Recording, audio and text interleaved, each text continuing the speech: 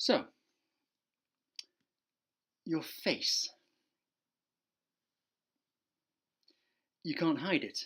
You can hide all of this underneath these kind of things, but you can't hide this. Um, so, what can you do to help this? Well, genes are one of them, and if you've got bad genes, then there's no going back from that. But with good genes, even sometimes people don't look after their skin. So let's start off at the basics. Looking after your skin, it is the smoking thing again. You will notice that smokers have worse skin than non-smokers. Alcohol dehydrates, it's bad for you in general. Obviously, we're talking about excess. So, smoking and drinking, bad. Sunshine, very bad. Skin like a rhinoceros because you think it's attractive. It isn't. I'll tell you that right now.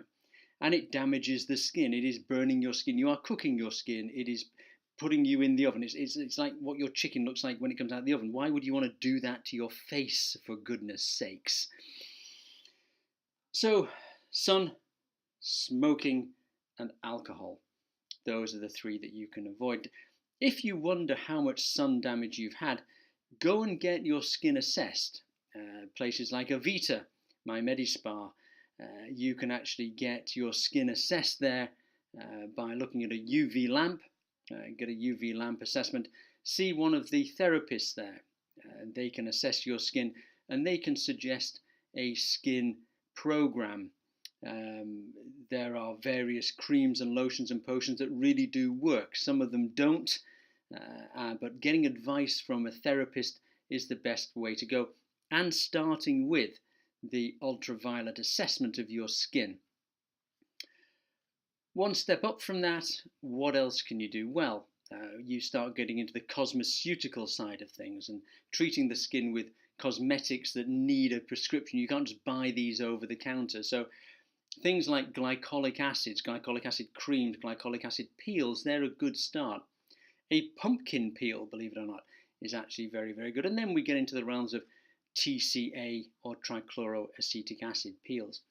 These take off the top layer of the skin, rejuvenating the skin. They help rejuvenate the collagen. They can remove some age marks as well, some things that we call keratosis, these very scaly things that you can see on the skin due to sun damage.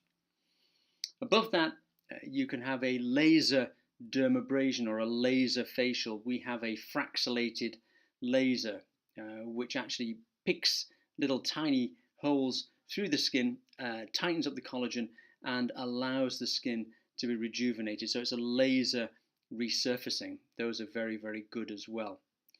Then we get into the realms of filler, so the non-surgical side of things, which should be administered by a nurse practitioner or a doctor or a dentist, but a nurse. They should not be administered by a therapist who's not trained and not qualified to do these things.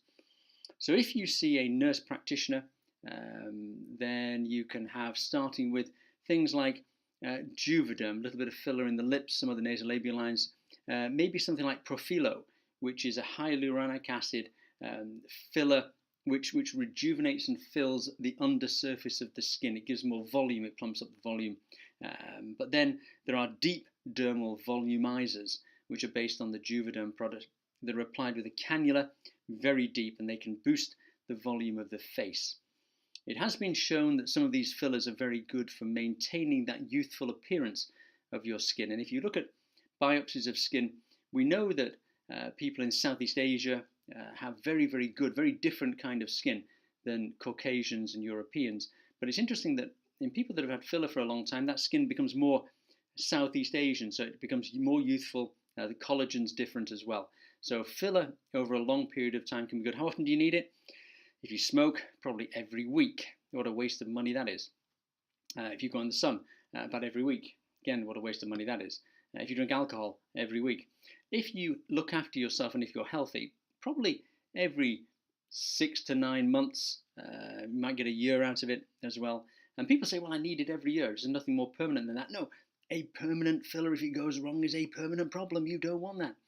Temporary fillers, though, work. And it's like any other health regime. You don't just go to the gym once in your life and you have a body like that guy that plays Thor. No, you need to work at it, and you do it every day, every week, and maintain that. It's no different for a skin program. You need to do it every day, every week, every month of every year. It's no good just doing it once and thinking that's okay.